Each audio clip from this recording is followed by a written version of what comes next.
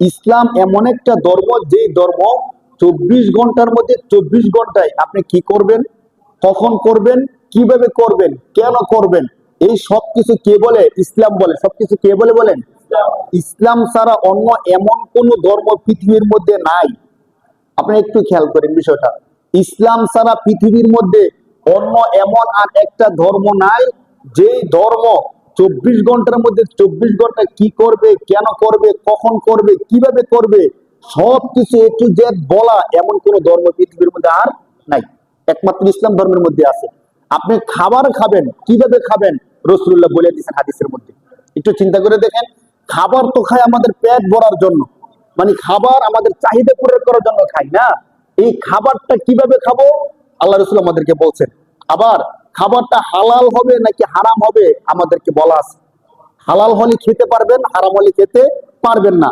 সবচেয়ে উন্নত মানের খাবার আমার সামনে বিরিয়ানি রাখা আছে, সবচেয়ে উন্নত মানের ফল আমার সামনে রাখা আছে, সবচেয়ে উন্নত মানের পানীয় আমার সামনে রাখা আছে। আমার খাবারের রুচিও আছে, আবার আমার ক্ষুধাও আছে।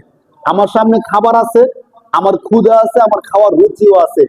যদি আমার সামনের খাবারগুলো হারাম হয়, ইসলাম কি খাওয়ার অনুমতি দেয়? বলেন। খাবার তো দেখতে ভালো, বিরিয়ানি গুলো দেখতে দেখা যাচ্ছে নষ্ট হয়নি, মাত্র তাজা বিরিয়ানি।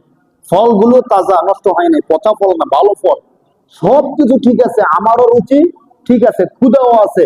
এরপরও খাবারগুলো যদি হারাম হয়, খাবারগুলো কি সুদের টাকায় কিনা, অথবা ঘুষের টাকায় কিনা, অথবা অবৈধভাবে কারো থেকে ছিনিয়ে নিয়ে আসছে, এই খাবারগুলোকে আমি খাইতে পারবো বলেন?